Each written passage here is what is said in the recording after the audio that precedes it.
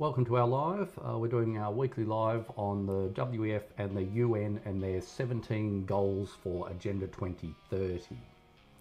So today we're focusing on the Sustainability Development Goals of number 3 and 4. And what they are out of the 17 is good health and well-being and quality education. So what we're doing with these lives is we're just decoding what has happened, what they're doing, and kind of what that means. So what are you willing to pay for a better world? Your privacy, your right to think differently. By 2030, that bill is coming true, and it's written into two of the most celebrated ideas of our time: global health and quality education. This is the paradox. These aren't just goals, they're the twin pillars of a new initiation, a silent architecture being built around us. The conflict isn't between good and evil, but between the individual and the system. There is a standard global blueprint for human life. This isn't a theory about the future. The documents are signed and the systems are live, and we are decoding the initiation that's already underway. So if you wanted to look up any of this, which you probably should if you're interested, United Nations website has a lot of it on it. They call them SDG. Sustainability Development Goals. Yeah, so that's what you're kind of looking for if you Google anything like that. Because they do make it look really airy-fairy and really pretty and nice pictures and all that kind of stuff. But we're decoding what's really going on behind it, because if anyone knows what Agenda 2030 is, it's generally not good for most people, I would say. It's good for the elites, always is. But for us, they're trying to bracket all of us into one system, into a one world, like New World Order, one world order. So you just can't do that. People are individualised and nations are individualised. So it looks like they're basically trying to strip away nationality. They're trying to come in, the UN and the WF want to control and rule the world. And they're going to give us a set of guidelines, which is their goal for Agenda 2030. So it's just roughly what we're talking about. We're not talking about the pretty pictures and the nice bits that they talk about. We're talking about what's really going on. So the initiation gate from global good to global governance, let's explore together. Every initiation has a gate, which is a point of no return disguised as progress. As Matt was saying, it's always disguised.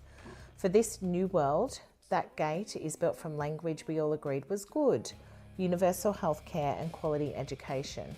Who could argue? But when you decode the terms, the architecture reveals itself. Universal doesn't mean available to all in this context. It means standardised for all, managed by a single centralised authority. Sounds great, doesn't it? That's awesome. Quality doesn't mean rigour or depth of thought. It means adherence to a predefined homogenised curriculum. The first test of compliance is accepting the premise that your body and your mind are no longer your own private concerns. They are global concerns, subject to global metrics and global management. This is the fundamental shift.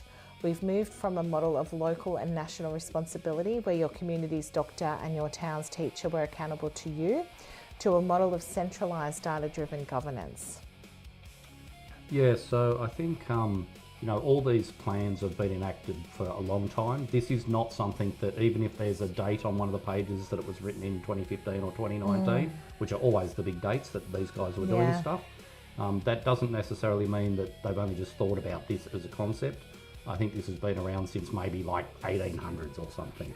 Well, even before that, it goes possibly. back to the Dark Ages, really. Possibly. But really, this particular plan at the moment that they're implementing for the modern world, I think, is definitely has started, well before now. It was the 70s, the 80s, the 90s, the 60s. All those eras have some points leading to here.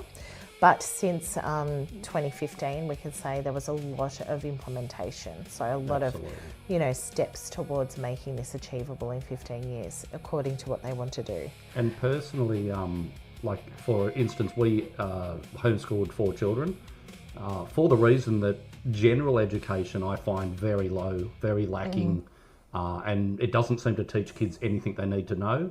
In the last, 7 or 8 years, I think schools, in my eyes, personally, have fallen apart quite dramatically from even when I went to school. Yep. But these systems are just propaganda arms. Like, these are Rockefeller, university, they've got it all planned for you. You just agree with what they tell you and parrot it back. So when they're talking quality education, like that concept itself is laughable. Well, this is putting all of the stuff, the agenda, into the curriculum to educate so that people can follow the system, right? It's all about compliance. Like, you'll notice the last, 5 years has just been climate. That's all they talk about. So that's what kids get taught at school. Not how to do their taxes or not anything they need to know, how to save money, how to be respectful and not a little arsehole. They don't teach any of that. They just teach whatever, weird sex or stuff. autonomy and stuff. So the other SDGs, no poverty and zero hunger, 1 and 2, we have already covered those. So if you're new to our channel, go back through our videos, you'll find some shorts on those, but you'll also find the larger live that we did last week that goes through the initial history of all of this and the first two SDGs as well. So your health isn't about your wellness, it's a data point in a planetary system. Your education isn't about your enlightenment, it's a programming module for a global citizen. Sorry. And this new model operates with 2 primary tools. The first is the digital health cage, a permission-based architecture built around your biological data. The second is the global classroom with a standardized curriculum designed to shape your beliefs and allegiances. These are the instruments of the initiation, and to understand the cage, we start with the scorecard. So I'm going to start with that. That's one of the parts of what they're doing for Agenda 30 for health and wellbeing under SDG 3. So SDG 3 Decoded, the Immunisation Agenda 2030 scorecard. So these are websites that the UN has put out, or these are kind of subsidiaries of the UN, and the Immunisation Agenda 2030 has a website with a scorecard to see how everybody's going with their implementation. Now, this is where it gets concrete. The blueprint for the health cage is called the Immunisation Agenda 2030, or IA 2030. So that's there. It's published openly by a coalition of the world's leading health organisations. And if you go to their website, you'll find their strategic priorities. One of them is called Life Course Integration. This is the key. It frames immunisation not as a childhood event, but as a constant lifelong process. It proposes integrating vaccination into every stage of life: adolescence, adulthood, pregnancy, old age. Think about that. It creates a framework for perpetual medical interaction, a lifelong thread of compliance that can be tracked, measured and mandated. Yeah, I think I didn't read from top to bottom every single document. They're there though. Yeah, but skim reading over a lot of what it's funny because I opened it up thinking, oh, good health and well-being. They're going to talk about organic food. They're going to say we're trying to get away from GMOs, and maybe Bill Gates can piss off with all his stupid shit that he's doing to our food supply and our chains. Well, zero hunger, we covered that. It was nothing about that. I went in and it's just immunisation, vaccination, to shocking stats like they want 500 vaccinations on the register. 500. Is there even that many diseases? I don't think so. It's just crazy. This isn't health. This is what I don't know. What would you call it? Because I don't call just talking about mRNA and vaccines good health and well-being at all. Like, it's not what I'd be doing. I'd be eating well or something and worrying about that kind of thing, but whatever. Well, we already track Zero Hunger, where they're going to implement all of the stuff that you just mentioned with Bill Gates and you know, the Beyond meat and all this kind of crap. So apparently that's good for your health, eating fake factory lab sludge. So how do they track it? How do they track the compliance? They use a country scorecard system. It's all available for you to research. You can find it. Let's look at the one for Australia, which is publicly available. This scorecard doesn't measure health outcomes like reduced mortality or improved quality of life in a meaningful way. It measures bureaucratic performance against the IA 2030 targets. It's a compliance report. It checks boxes for policy adoption, data system integration and coverage percentages. The shift here is critical. The goal is no longer health and coverage in the old sense, it's data coverage. The system needs to know certainty, who has received which intervention and when. For this to function at a global scale, for every person on the planet to be on this lifelong schedule, a unique, verifiable digital identified data identifier isn't just helpful, it's a logical necessity. The system demands it. Oh, the digital IDs coming in. Yep. They always mention their favourite products. Yeah. Digital IDs, how they're going to implement CBDCs, and everything linked to your smart technologies, whether, you know, in the future it might not just be phones, they might go for chips. I actually saw JFK Jr. I was just reading a thing about him, and he was talking about by the end of 2029, Agenda 30, he wants every American to be wearing a biometric device that sends all the data about what you're doing, your heart rate, your fitness, everything, what you're eating, whatever they can get back to central databases for them to analyse. So, weird. you know, and he acts like a good guy. He all comes out, you know, oh, I'm going to make everyone healthy. Yeah. And then some of the first stuff he's implementing is this stupid idea of us forced to wear technology so the government can see whether you're sick, happy or sad or whatever. It's crazy. So the real goal of IA 2030 isn't to eradicate disease. That's the selling point. The real goal is to establish the permanent architecture, the pipes and the wires for a permission-based health system. It's about building the infrastructure where your access to society, to travel, to work, to participate, can seamlessly be linked to your compliance with a centrally managed health schedule. The immunisation is just the first application. Once the architecture is in place, your once digital identity tied to this health database is the scope of what can be conditioned or controlled and how that expands. This is the foundation of the cage.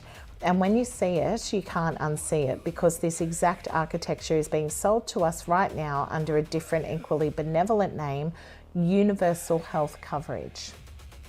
It's available to all, leave no one behind. This is worldwide, so no more like your country will dictate, say if a pandemic happened again, they're not going to dictate the lockdowns, these guys will. Mm-hmm. And they've kind of did that in like the last 5 years. They've really pushed it. And I think countries signed it. I think America recently pulled out of it and said, nah, we'll do it ourselves. But I know Australia's in it all. Like most countries are. And again, it's always that fake crap going on, like we act like we're enemies with Russia or whatever, but they've signed it.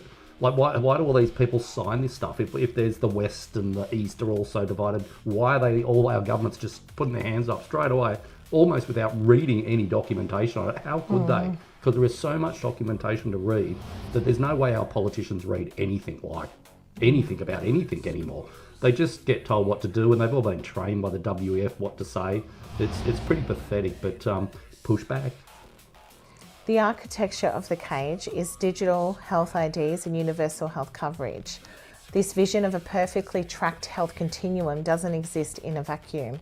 It's the engine for a much broader policy vision called universal health coverage, or UHC. They love the acronyms, yes, don't they? Which the World Economic Forum and the UN agencies champion as the ultimate goal. And here's the bait and switch.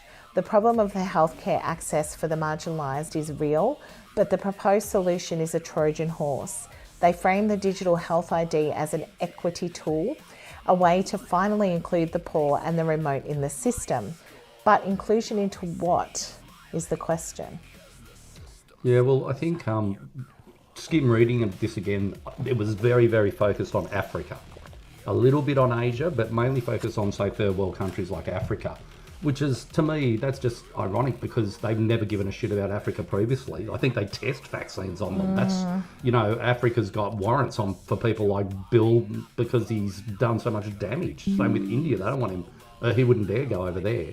And that's what's ridiculous. They frame it so we all should feel sorry for everyone else. Like, oh, we've all got to have a digital ID because, you know, Africa will then feel better. They'll get more support. Like, these guys don't give a shit about anyone. Like, and they just write this blah, blah, blah. And when you read it, it's always about control. That's all this is about. It's about more digital ID bullshit control. It's controlling your money, controlling your life, controlling everything. And filling you full of mRNA. No thanks. So you're included into a centralised digital system where your identity is first and foremost a medical profile. Think about what that centralised health database really is. It stops being a passive record and becomes an active behaviour modification tool. If your access to essential services, your ability to work or travel is contingent on your health data being in a certain state, whether that's a vaccination status, BMI, cholesterol numbers, or eventually genetic risk factors, then every life choice becomes a calculation of compliance. You are nudged not by law, but by architecture. The system doesn't need to forbid you from eating certain foods or skipping a medical intervention. It simply makes the consequences of non-compliance so inconvenient, so socially and economically costly that you fall in line. We've already seen the prototype, haven't we? We have. We've lived through that for a couple of years, and that was ridiculous. So the COVID-19 digital passes were a global beta test, if you will. They weren't an anomaly, they were proof of concept. They demonstrated that populations could be conditioned to accept a digital permission slip for basic social participation, all framed under the banner of public health safety. The next iteration won't be for a temporary pandemic, it will be the permanent management of life course health as defined by the IA 2030 system. It's all written out, it's all there in writing, in systems, in web pages and different branches of the UN. The cage isn't made of iron bars, it's made of data points and algorithm enforced boundaries. Its bars are the silent restrictions that pop up on a screen. Travel not authorised, application denied, access restricted. Your world slowly shrinks to the dimensions that the system allows, and you'll comply because the alternative is to become a non-person in the digital world. Yeah, and I don't know if that's such a bad thing.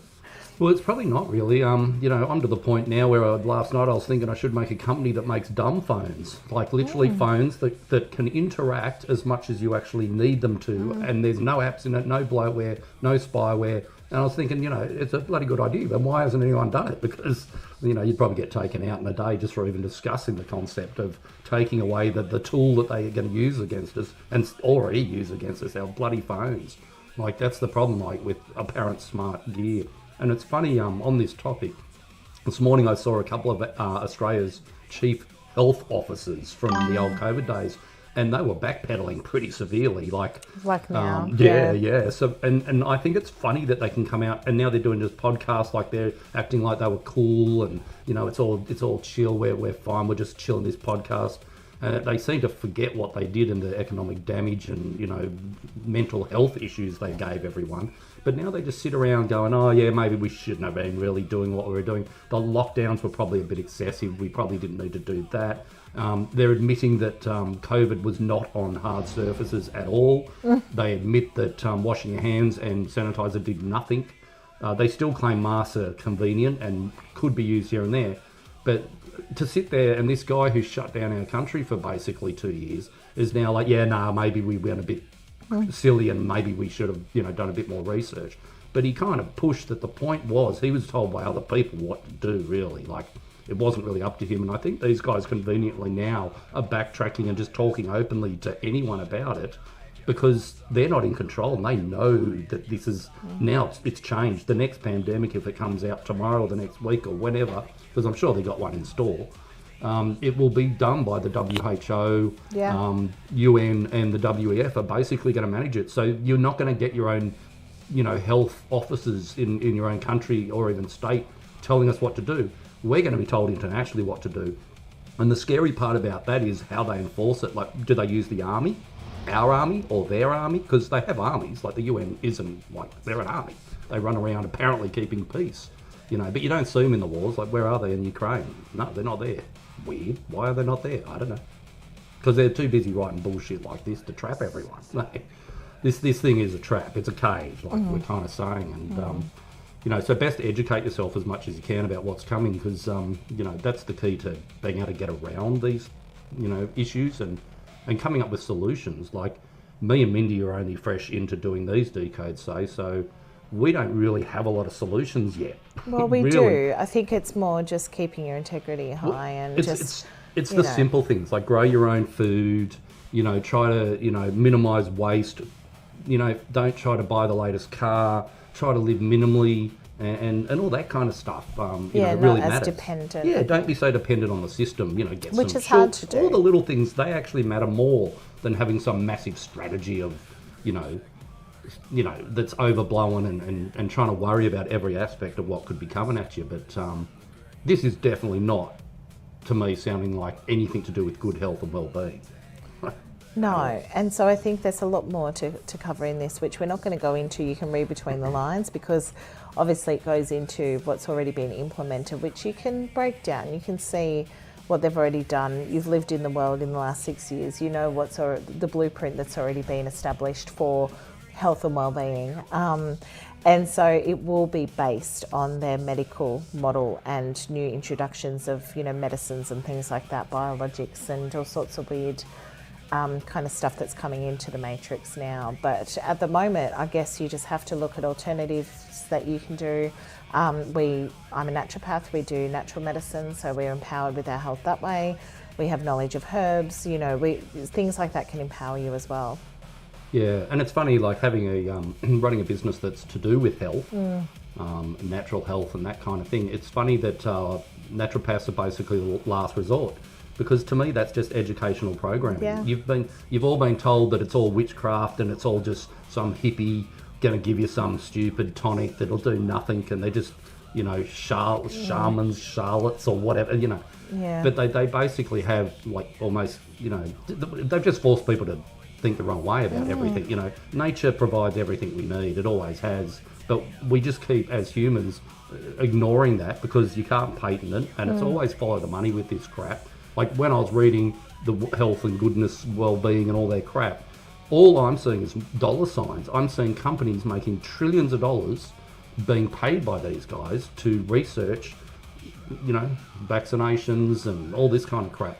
And it's all future technology that's still not proven. Like all I learnt from COVID-19 was that they don't know what they're doing, and I definitely don't trust authority anymore. I definitely don't trust the science at all. And they know that, but they don't care. Now they're just going to shovel shit on top of your head until you comply. And they're just going to make it tough. So I think the world is not going to get easier for anyone. And and push back and do whatever. But again, don't fear any of this. We're not here trying to scare anyone. Just giving some insights. This is so what you can they're learn. saying. If you got a problem, talk to them, not us. Don't yell at me, call me cooked or whatever, because I don't care what you do either way. But no one takes it up with these guys at all. Like, I think the worst thing I've ever seen was Bill Gates got a pie in his face. That's all we've done to the elites, and I'd give a medal to the guy who pied them in the face. But otherwise, they freely walk around doing whatever they want, and we allow that, and most people cheer. When they walk down the street, they clap and shit. Okay, so I'd like to move on if that's okay. Yeah, all right, we can. So the SDG 4 is about quality education. So how are you going to implement all of these goals? How are you going to make this compliant world with one world government, one world curriculum, one world health system? Well, you have to cement it into the education system so that people are programmed to believe that this is the way, or this is what education is. So that's already been happening for a long time. That was through my education growing up in Australia. We learnt all about global warming and, the ozone layer and all of that kind of stuff. So, and we learned about globalization. That was happening when I was a child. Paul Keating was our Prime Minister when I was in primary school, and that was all about the, outsourcing. Selling everything we owned as a socialist nation to for destroy it. Superannuation, so people were dependent on stock markets and things like that. Totally. So global citizenship is the next kind of decode with quality education as the universal curriculum. So what's the cage for the body, but what about the mind? A compliant body is useful, but a compliant mind is essential. So the body becomes like almost programmable, doesn't it, with the health, quality health? Totally. Yeah. So a compliant mind is the second pillar of the initiation under the banner of quality education. And it's called programming, called global citizenship. So that's their words, not mine. Yeah, programming. That's what they use. The word global citizenship is theirs, quality education is theirs. So they use those words and those banners to try to draw you in. Global citizenship to me sounds like they're trying to be inclusive, I guess, but it usually means that it's more about one or homogenisation. It is. They want everyone to do the same thing. Like to me, it looks like they're cancelling religion at the moment because they want one world religion. We get and to that one. Yeah, that's a part of all this too. So you start connecting the dots, you see the bigger picture quite quickly.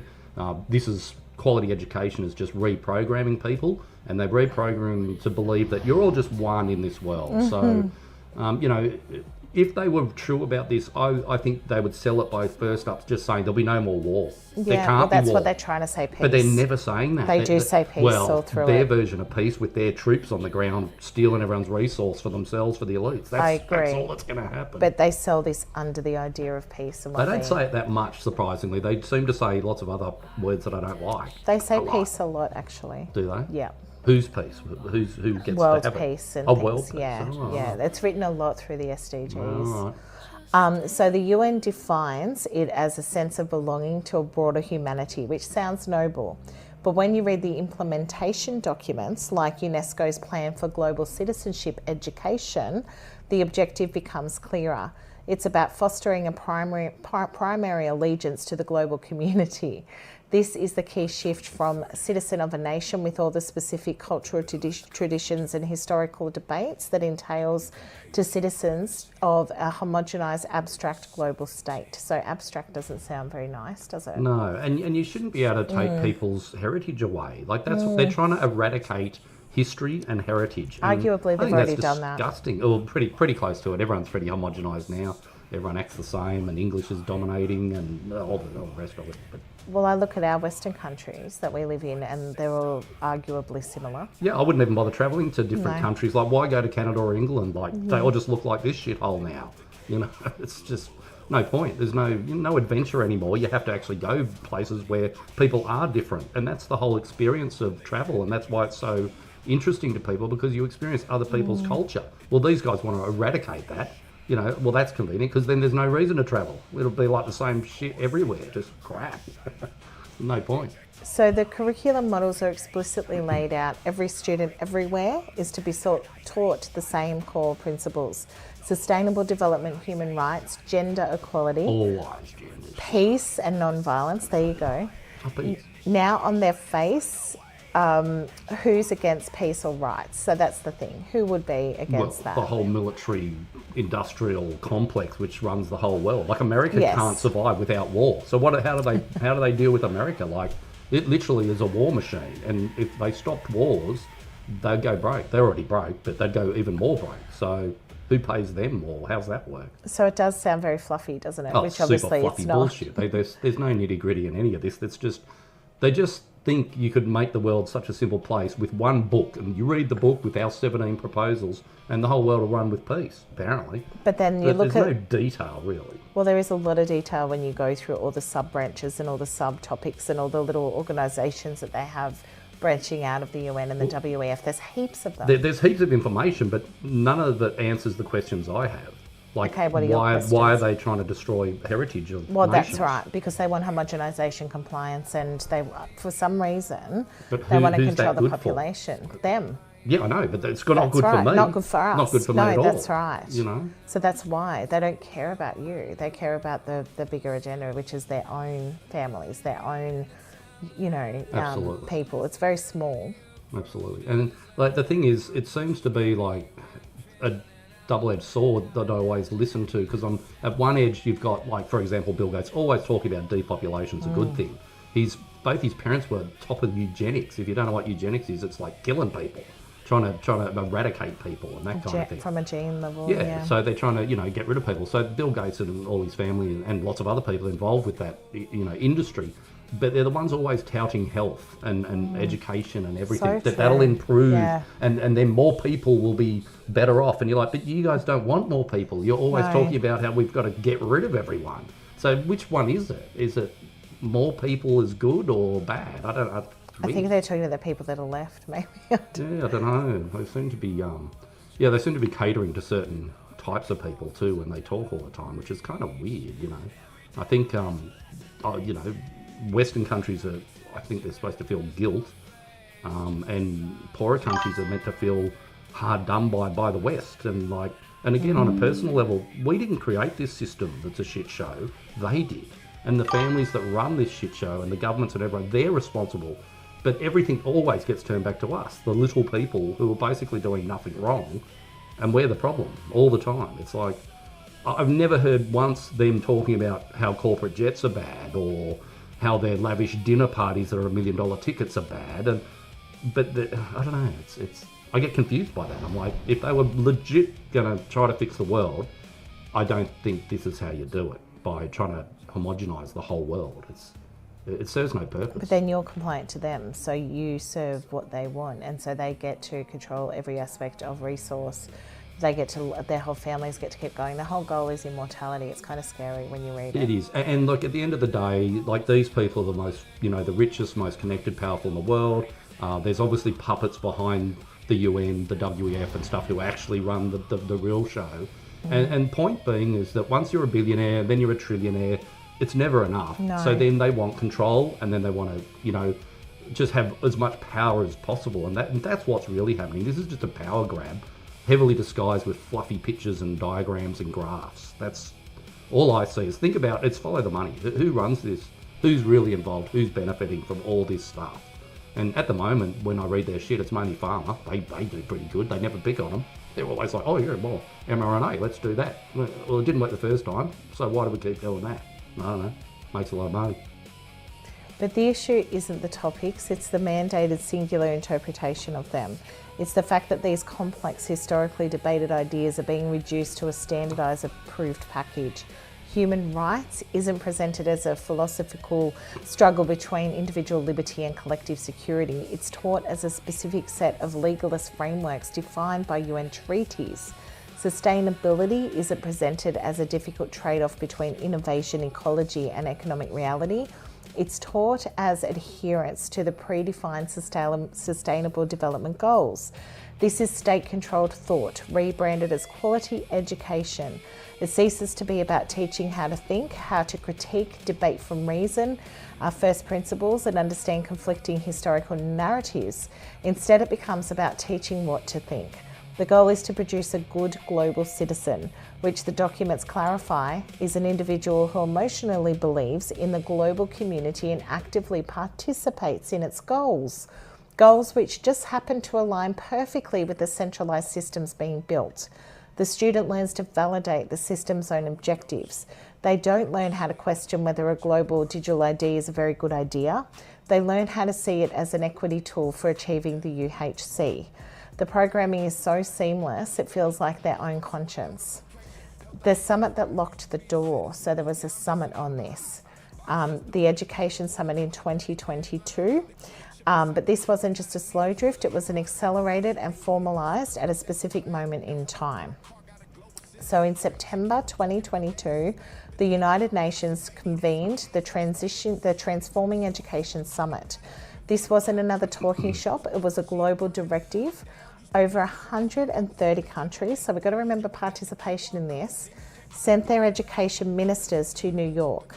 The summit's stated goal was to address global learning crisis, but its actual outcome was to lock in the global citizen education framework as the non-negotiable standard for every nation on earth.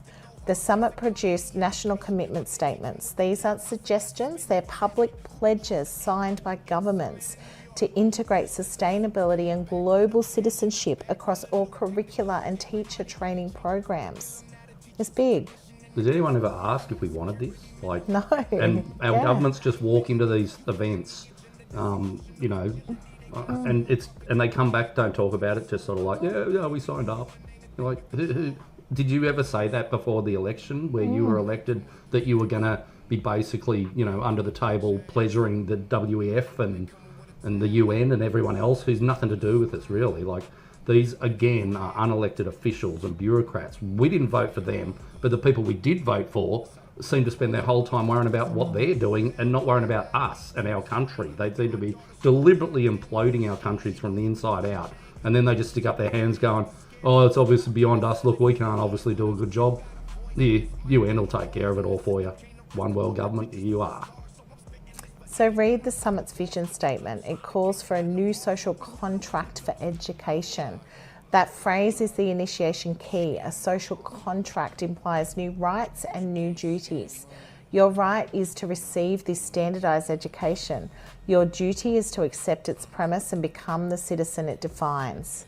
The national commitment statements weren't optional declarations of intent. They were structured pledges with reporting timelines, meaning governments didn't just agree in principle, They signed up to be measured. The summit's summary report is blunt. It states that education must be repurposed to address the challenges of the 21st century, which it explicitly lists as the Sustainable Development Goals. Your child's schooling is being repurposed. Their math problems will be about carbon emissions. Their history lessons will frame national sovereignty as a barrier to peace. Their literature classes will select texts that promote the correct values. The summit declared the old model of education focused on national identity, critical independent thought, and academic detachment as obsolete. It declared the new model focused on creating activists for a global system as urgent and mandatory. The mechanism for enforcement is the summit's Global Gateway. This is a multi-billion euro funding initiative from the European Union directly tied to the summit's outcomes. The money flows to countries that align with the curricula of the global citizenship standards. It funds the textbooks, the teacher training modules, the digital learning platforms. If you're a developing nation with underfunded schools, you face a choice. Retain your academic autonomy and watch your classrooms crumble, or accept the gateway funds and implement the global curriculum. The choice isn't really a choice at all. It's a structural coercion dressed up as philanthropy, and it works because the pressure is not financial, not military, invisible until you try to resist it. The summit just didn't recommend a path, it built a financial bridge over the point of no return, and then it lit the fire between the ministers who crossed it. So this becomes mandate international law, and the pledge in New York became a lesson plan in a small town. So it happens through a silent bureaucratic alchemy that turns summit commitments into binding national law. Following the 2022 summit, the implementation machinery shifted into its next more concrete phase. Countries began publishing their action plans, and the pattern is identical. Take Australia. Always deep state. We sent representatives to the 2022 summit, and already the scaffolding in place, because Australia's foundational education policy document, the Alice Springs Education Declaration, signed by every state and territory education minister back in 2019 by chance again, had already embedded the language. That declaration states that Australian schooling must produce students who are active, informed members of the global community, equipped to contribute to a sustainable future. That's not incidental rephrasing, that's exactly what it says. It maps directly into the SDG 4 Global Citizenship Framework, and it was signed into national policy before the summit even happened. By the time the 2022 commitments landed, Australia didn't need to pivot, it was already aligned. The summit just formalised what the declaration had quietly pre-positioned. The legal framework is the critical lever. The document called the A4ID Legal Guide for SDG 4, there you go, A4ID, is a blueprint for this. It doesn't just advise governments, it gives them a template for legislation. It shows ministers how to amend their National Education Acts to include global citizenship as a statutory purpose of schooling. It advises on how to change teacher accreditation standards so that instructors are licensed only if they demonstrate proficiency in delivering the global curriculum. This turns teachers from independent professionals into system technicians. Their job is no longer to ignite curiosity, it's to achieve predefined global competence metrics in their students. If you're a teacher, what have you noticed with changes in the curriculum? Can you comment? Because it'd be really interesting to hear your perspective, wouldn't it? And school, like we're not in the school system anymore, but even through friends of the kids and whatever, you can see that it's changed. Since 2019, dramatically, and not for the better. Nothing good has come out of any of this, and it's also that thing like our government carries on, like they care about Aboriginals and stuff like that, which obviously they don't, because they're signing stuff like this. Like, were they consulted? Was anyone asked if they want to again lose their culture and become a global citizen? Yeah. I don't think they'd be interested in that at all myself. So. Again, they're just going against the people by signing, into these kind of programs. By using almost disadvantaged people. I don't remember any election promises saying, we're going to do this global citizen bullshit. No one ever said anything about it. So the premise of getting into power and just running around signing into UN, WEF and all these things. It's criminal. In my book, it's criminal, and it's a treason act, I would say, because you're selling out your own country without telling them what you're doing. So I think, if international law needs to be, upheld, and people need to go to jail. That's worse than that. People need worse than that. The people doing all this need a lot worse than that. They need painful, slow, horrible shit to happen to them for the rest of their life. Because, again, I didn't sign for any of this, and I know no one else did. And as you, the viewer, what do you think? Are you cool with this? Do you like the idea of all your children are going to become a global citizen, whatever that is? What is a global citizen? It's all archetyped and written into the metrics. So Achieve is predefined global competence metrics in their students. So a teacher's performance review, their salary progression can be tied to how well their students score on assessments of their attitudes towards sustainability and global governance. The classroom walls dissolve because the curriculum is no longer confined to a textbook. It's embedded in the digital learning platforms provided through Global Gateway funding. These platforms, like the EU's selfie tool, suggest their school's digital readiness for the new model. The lessons are interactive modules where the students make choices simulated in scenarios. Should your virtual city prioritise local industry or reduce its carbon footprint to meet global agreements? Yeah, starve to death. We don't want industry. The correct choice aligns with the SDG targets. Students are gamified into compliance. Their digital avatar earns points for pro-system choices. The platform collects data on their decision-making patterns, flagging students who consistently show resistance to the preferred outcomes for additional targeted modules on collaborative problem solving. And here's the brilliant paradox. Baked into the plan, now fully operationalised, one of the key learning outcomes is the appreciation of cultural diversity. But they're killing it at the same time. So That's right. What? You're taught to celebrate difference in food, dress, in folk songs, but this appreciation only extends to the aesthetic, just like you were saying before, the superficial. When it comes to the foundational beliefs, the core values, you must adopt the homogenised global perspective. You celebrate the what of different cultures, but you all believe the why is defined by universal models. True diversity of thought, of political opinion, of spiritual belief that challenges the sustainable development paradigm isn't appreciated. It's diagnosed as a problem. I'll take your CBDC universal basic income away. Yeah, well, dissent is framed as its debate, framed as a failure to achieve peace, or a threat to sustainability. Saw ya. A child who questions the premise of the curriculum isn't seen as culturally engaged. They're seen as socially. Sorry, it's got to fly. It's not moving. Go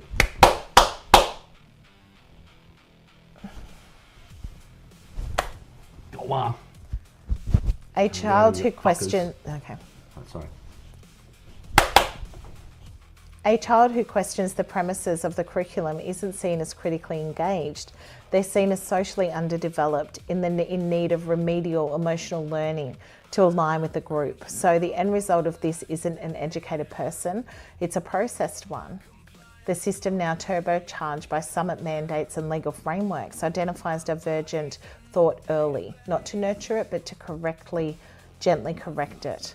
It creates a population that is fluent in the language of global goals and instinctively validates the system's own logic. The most compliant aren't forced, they're convinced. They become the gentle enforcers, puzzled by your reluctance to get your digital health ID or unease with the mandated curriculum, because to them it's just common sense for the global good.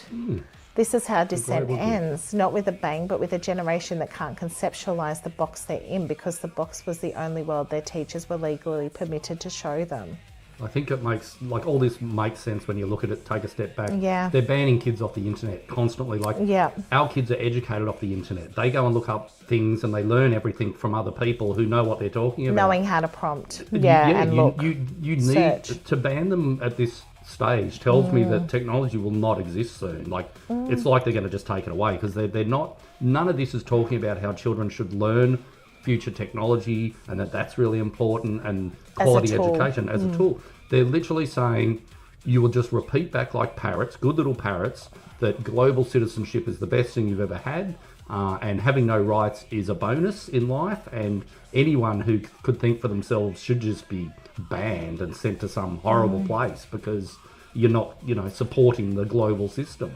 So I think it's shocking to have this already happen with no real kickback. No one really did anything about it, but I'm the adult, I'm the parent, I should decide how my child is educated, not Schwab's or some other pedo somewhere, because these guys can't be trusted. Like, really, would you let your kids in a room with this summit people when they're talking? I bloody well wouldn't. There's no way. This is not about quality education. This is about making people dumb sheep, and they're succeeding. I think. I don't like picking on generations. I don't like generational warfare unless it's funny. But I'm seeing children now just already indoctrinated. Our children who are homeschooled fight with us over stuff.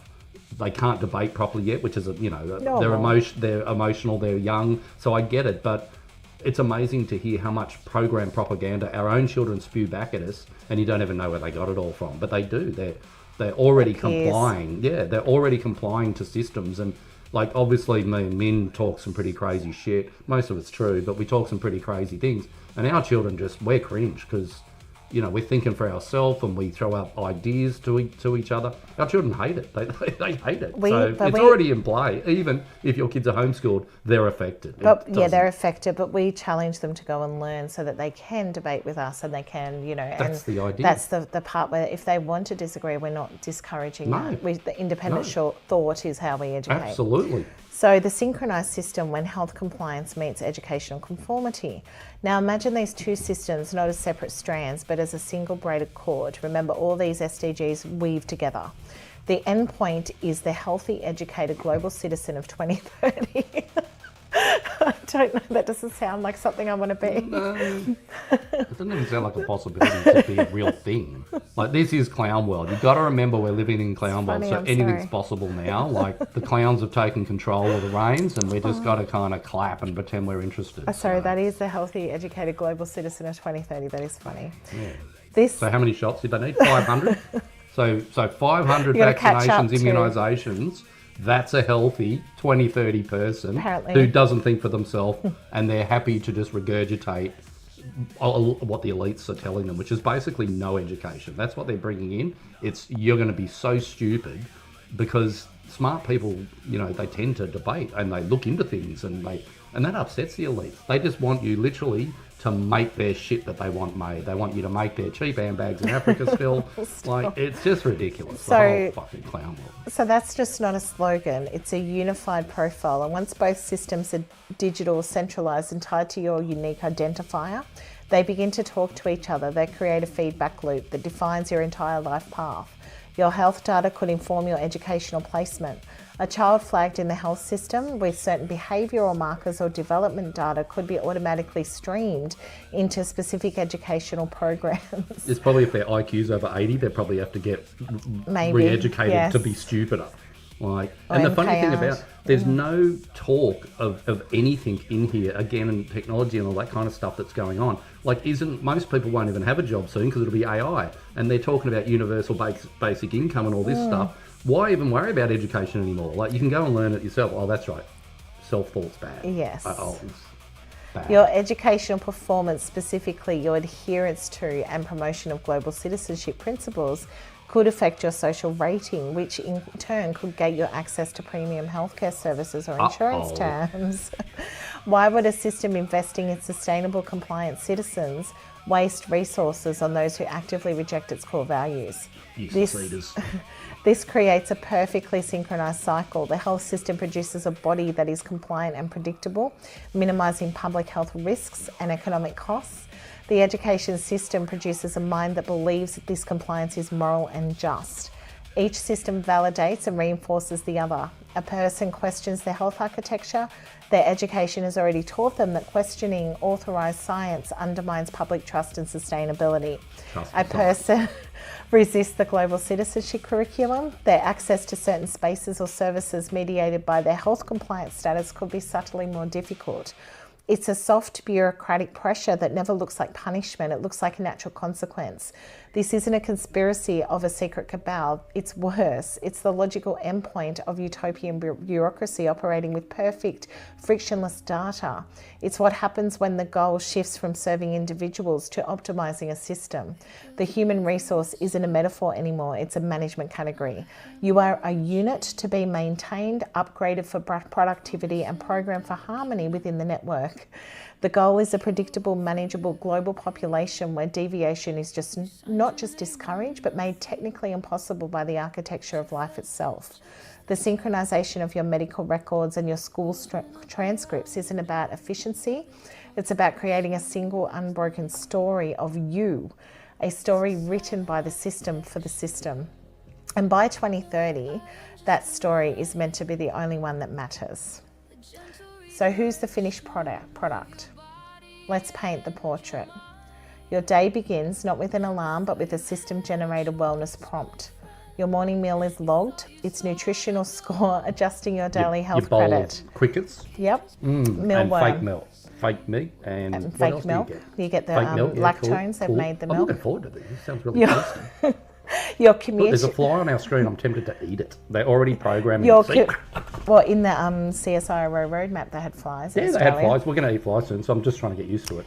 Your commute is approved because your travel pass linked to your health and social participation metrics is green. Who's allowed to travel? It just said your travel pass. Because you ate your the mealworm. good people. This is your day in 2030. Sorry, I'm not allowed to travel. If you're a good citizen. Right. Your work involves implementing policies that you were taught in school are objectively good for the world. You appreciate diverse cultural festivals on your calendar while holding identical views on sustainability, rights and peace as someone on the other side of the planet. Your thoughts feel like your own because everyone you know thinks the same way. Divergence isn't illegal, it's become incomprehensible, a glitch in the social fabric. You are not a citizen with sovereignty, you're a node in a stabilised network. The elite aren't tyrants, they're the unelected technicians who maintain this silent, perfect system, believing completely that they are stewards of a fragile humanity that must be managed for its own survival. We're so lucky to have these psychopaths in control. I like tyranny. It tastes good in the morning with my bug. It's all very passive aggressive though, isn't it? So very weird. It's just like no, we're not going to punish you, but you're not allowed to do anything, or you will be questioned by other citizens. It's just bizarre. Oh, I'm waiting for when they're like, you took too many breaths. We'll have to stop you breathing. You're breathing too much. Stop it. So the choice they're framing is chaos or this control. Your only power is to see the architecture in for your own good policy, every universal curriculum. Awareness is the first and only step of their blueprint. If this resonated, please subscribe. The Decode will continue. We've got lots of SDGs to get through. We're up to 4 out of 17. So we've got gender equality and clean water and sanitation gender next. Equality, that's my favourite subject. Well, you're going to have a field day commenting on that. Pink hair and shit, fuck. Okay, thanks for watching, guys. If you have any questions or you want to comment, if you're a teacher or if you're someone in the health industry, what have you noticed playing out already since all of this started to really, really get enforced? What have you started to see? Thanks for watching. See ya.